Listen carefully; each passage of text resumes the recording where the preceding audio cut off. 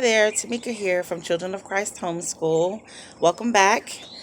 Today I am going to talk to you about my ever evolving homeschooling journey. This would be part three or video number three. And today I wanted to kind of discuss some of the things that my son and I talked about regarding homeschooling or unschooling during his on his self-directed journey.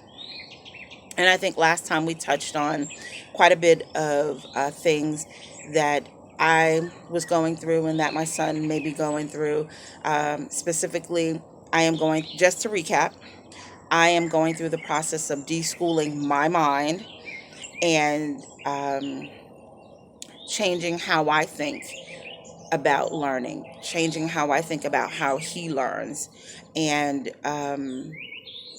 it's a process that is the best way I can describe this. It is definitely a process. It's not something that's going to happen overnight. I have made peace with my decision.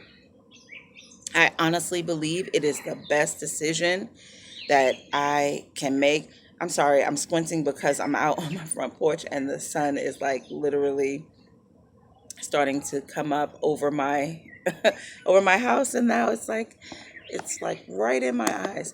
Okay, so I'll just kind of move so that I'm not squinting so much. Okay. So I basically just kind of wanted to touch base with you guys about where we are in this journey thus far. Now, for those of you who are just tuning in, I'm talking about our unschooling or self-directed journey that I decided to start with my son. And for those of you, if you know anything about unschooling at all, one of the things that most people think, or the first thing that most people may think, is that the child does whatever they want to do.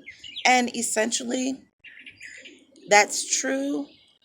However, their unschooling kind of runs the gamut, or it's on a long spectrum. Let me put it that way. So you can be at the beginning of that spectrum, the end, or somewhere in the middle. And I think we will fit somewhere in the middle. At the beginning of the spectrum, I think there would be, or at the lower end of the spectrum, there may be something like child led learning, where the child's interests are taken and the parent may create unit studies or opportunities and activities surrounding that child's interest. That is interest led learning. And then you have unschooling or self directed learning, where the child themselves not only chooses what they are interested in, but they also choose the way that they learn it as well. And so that's where we are. Sorry about the noise. Like I said, I'm sitting out front, and so trucks and cars are passing by my house. So, and then there's radical unschooling.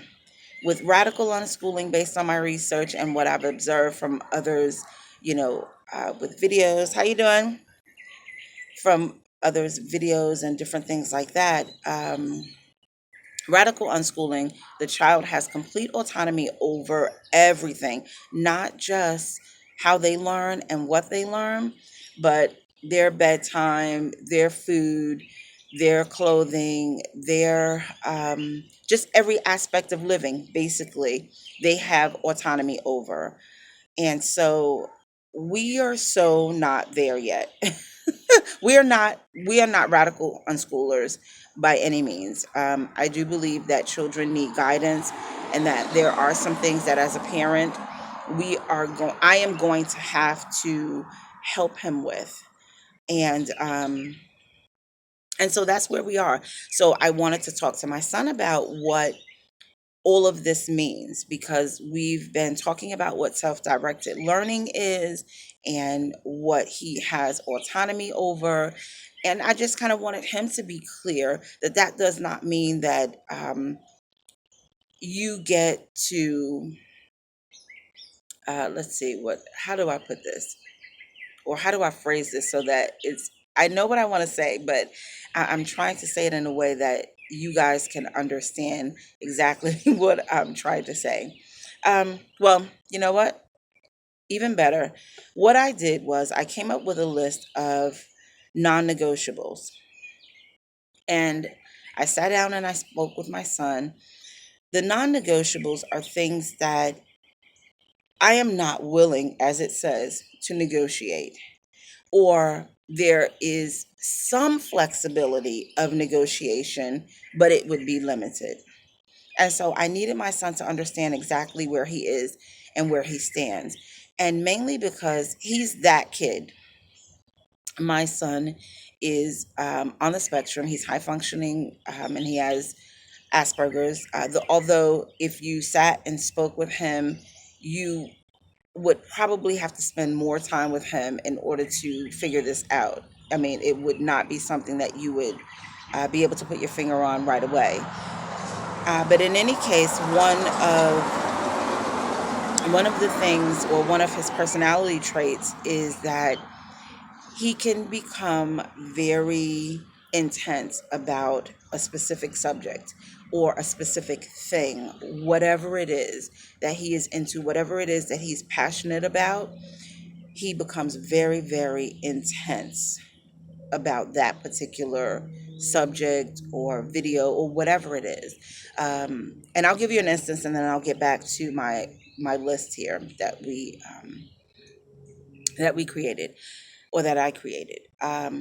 When he was when he was younger, one of his favorite videos was the Karate Kid. He still loves this video, the the Karate Kid with Jaden Smith.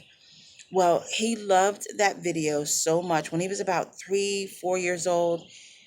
He watched it so many times that literally he knew all of Jaden Smith's parts. Like, and I'm not over exaggerating here. Those of you who have children who are Aspies, who is Asperger's, honey, you know what they can do. And he literally memorized all of his parts. He could say the video, the entire movie. He could say all of his parts. And so he became obsessed with it. And there came a point in time where he would not watch anything else but that video, morning, noon, and night. He literally had just this ability, he has this ability to continuously, or become obsessed with something that he continuously just watches or does over and over and over and over and over again. And so with that video, after some time, and I'm literally talking some time here, I had to take the video. I hid the video. It just disappeared one day. And he's like, Mommy, where's my baby? I don't know. I'm sorry. And I know, I know, I'm sorry.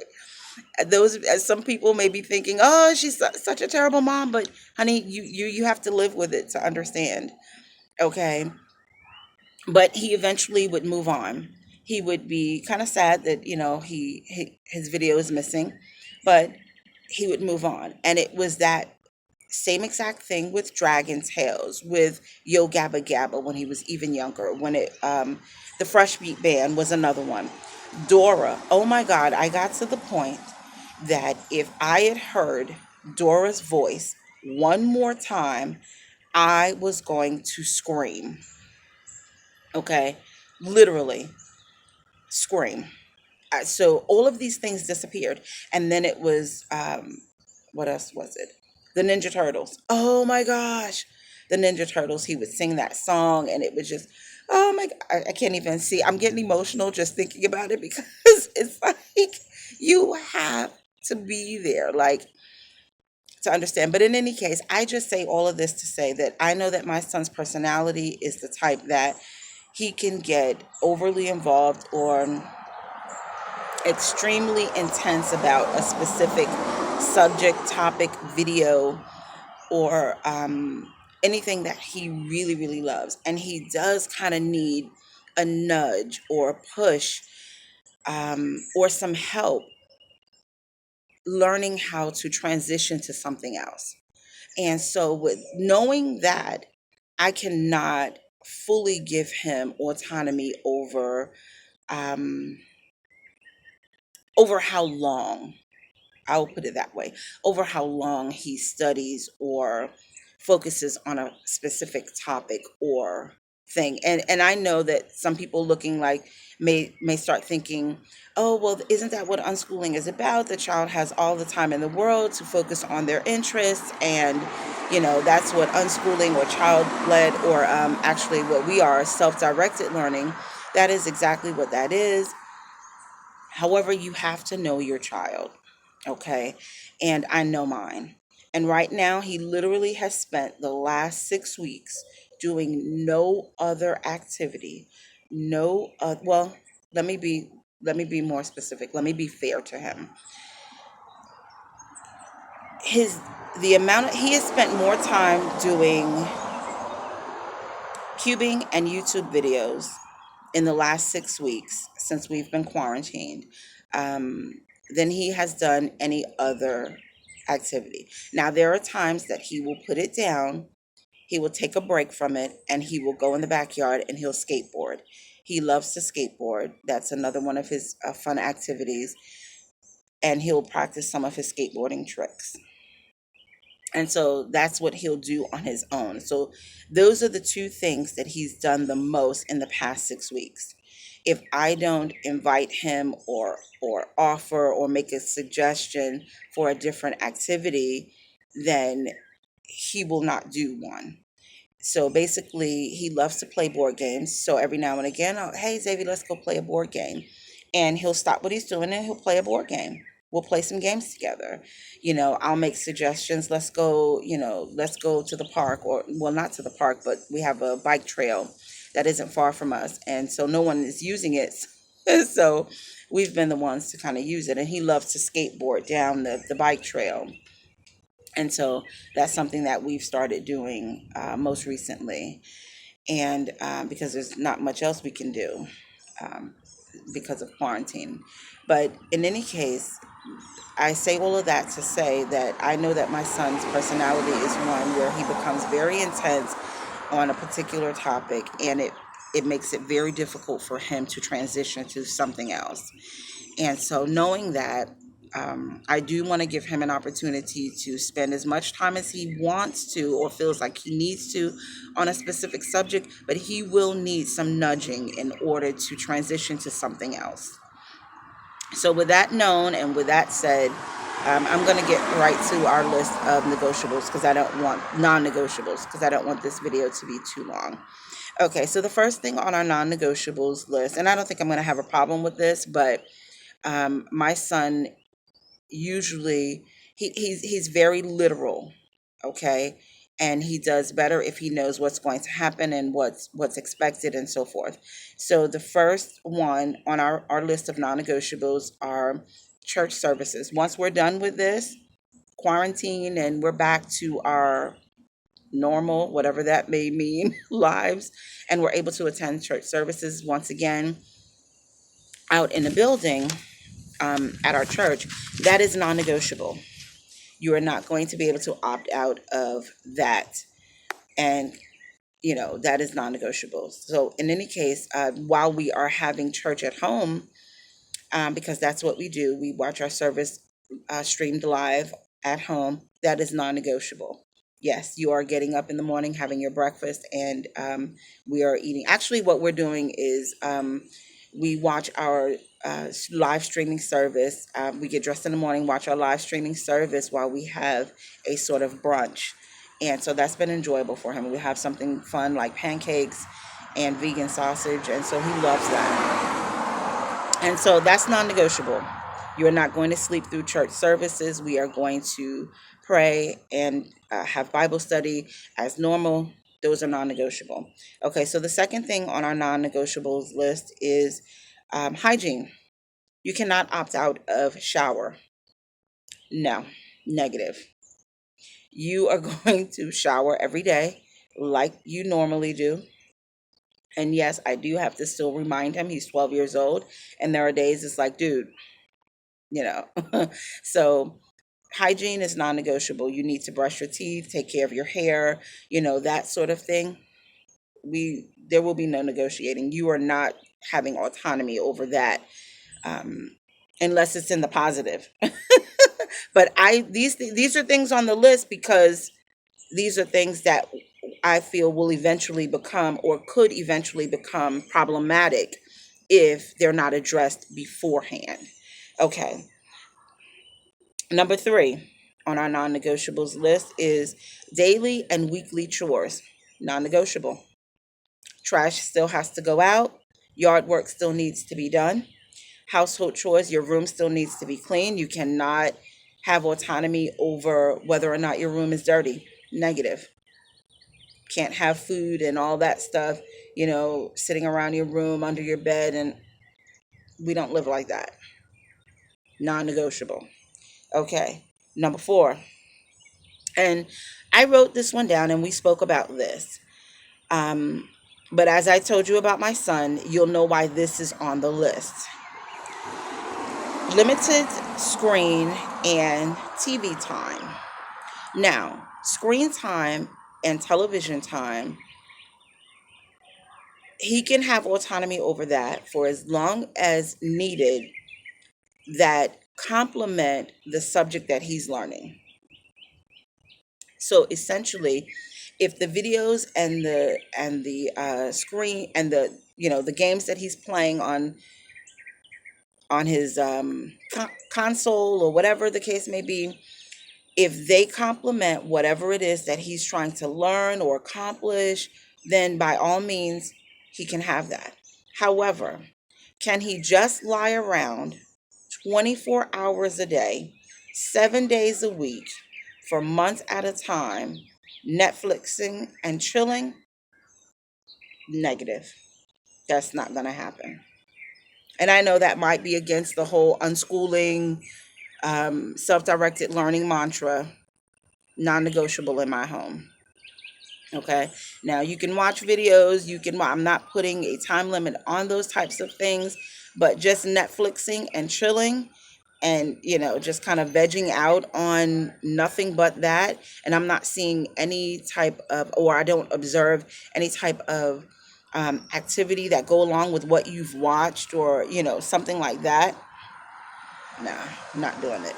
Okay. So that's another non negotiable. Um, And again, these are things that I noticed that my son will have difficulty regulating on his own. Eventually, he will get to a point where he can regulate these things, and I will take a step back from regulating them as I see fit, as I see that he is, you know, um, taking regular showers without me having to tell him or remind him, dude, it's like 9 o'clock. You need to jump in the shower, you know, that sort of thing. So, um, and number 5 is his agreed upon bedtime. And I say his agreed upon bedtime because that's something that we discussed. Now, prior to becoming self-directed and before quarantine, um, his bedtime was 9:30, and this was before he turned 12. And because at the time that he turned 12, I gave him between 9:30 and 10 o'clock as a reasonable bedtime. And so, in any case, I chose that. Well, it was that bedtime because I also have kids coming into my home that I would homeschool. But because of quarantine, I am not doing that right now, or the parents haven't. We're not. We discussed that. But anyway, that's a whole nother video.